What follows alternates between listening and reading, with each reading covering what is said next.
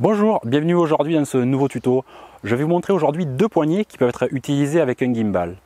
Donc pourquoi utiliser une poignée? Ça peut être surtout une question de confort d'utilisation ou alors parce qu'on veut embarquer des accessoires comme de la lumière, un micro, un écran pour contrôler la prise de vue.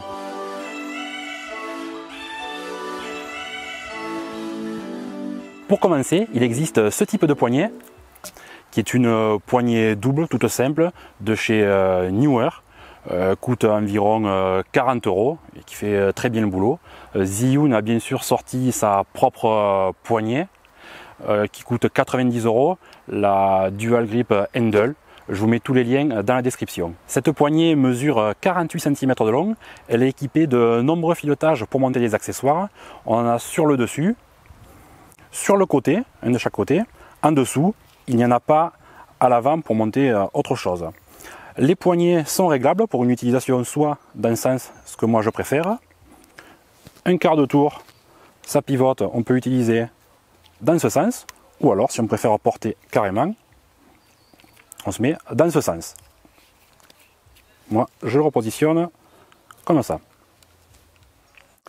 Comme cette barre possède deux poignées, on pourra monter les setups les plus lourds avec un micro, un écran de contrôle, de l'éclairage, sans problème. Je vais monter maintenant quelque chose de sympa et je reviens tout de suite.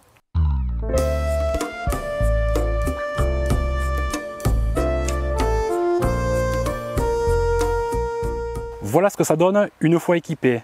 Donc là, j'ai monté un micro, un téléphone qui me sert d'écran de contrôle grâce à l'application de l'appareil photo et de l'éclairage.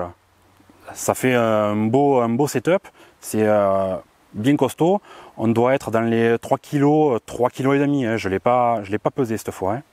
Mais ça reste voilà, faisable, on peut le tenir. Pas la peine d'être un culturiste ou d'aller lever de la fonte tous les soirs pour utiliser cette configuration.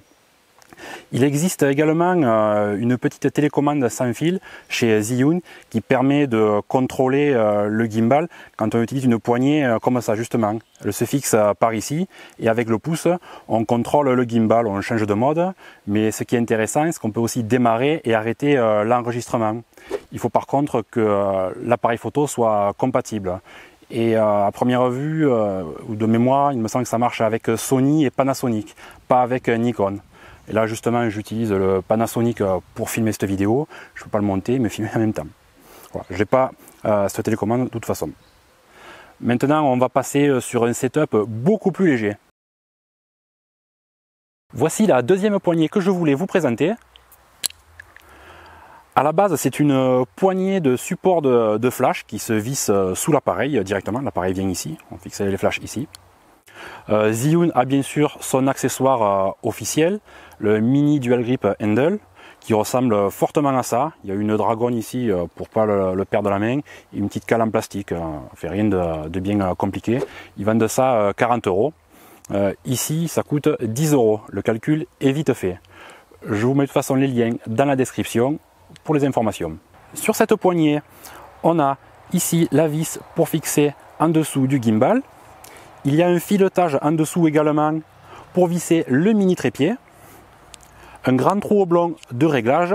Je vous conseille de le laisser au maximum. Je vous expliquerai pourquoi tout à l'heure. Du caoutchouc pour une meilleure prise en main et éviter que ça glisse. Les deux griffes flash pour fixer les accessoires. Donc on peut mettre un micro, un petit écran externe et ça ne rajoutera pas énormément de poids à l'ensemble avec le gimbal. Donc quand on doit voyager et trouver de la place pour caser une poignée, celle-là est peut-être le choix le plus judicieux. Je monte là aussi un petit truc sympa et on se retrouve juste après.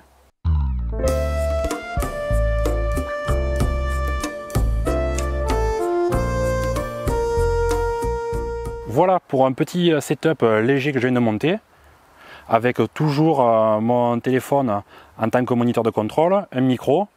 J'ai bien dégagé ici au niveau du trou oblong pour laisser le passage des moteurs ou du bras suivant le mouvement que je fais. C'est rigide, il n'y a pas de problème, on peut le tenir d'une main ici. C'est de l'acier 4 mm et pas de l'aluminium, on peut voir.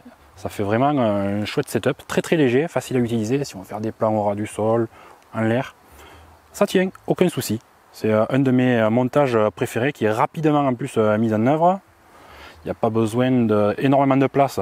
On jette dans le sac, c'est très léger comme j'ai dit tout à l'heure. Il n'y a aucun souci. Maintenant, rien n'empêche d'acheter une deuxième poignée pour la mettre de l'autre côté, parce qu'on peut monter à droite et à gauche, il n'y a pas de détrompeur, on peut faire ce qu'on veut. Ça permet d'avoir une poignée double, un peu à l'image de la grosse poignée qu'on a vue tout à l'heure. C'est pas interdit, c'est faisable, à vous de voir. Maintenant, à vous de faire votre choix, la grosse poignée ou la petite poignée.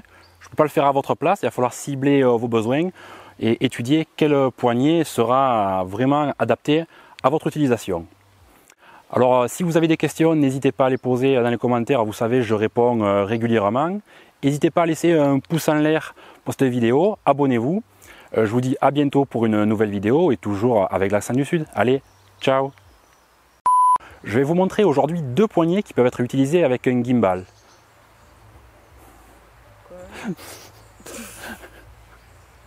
C'est un support de flash qui se fixe. Je vous mets de toute façon les liens dans la description. Rien ne gêne. Et je me rappelle plus ce que je dois dire. Une bonne alternative.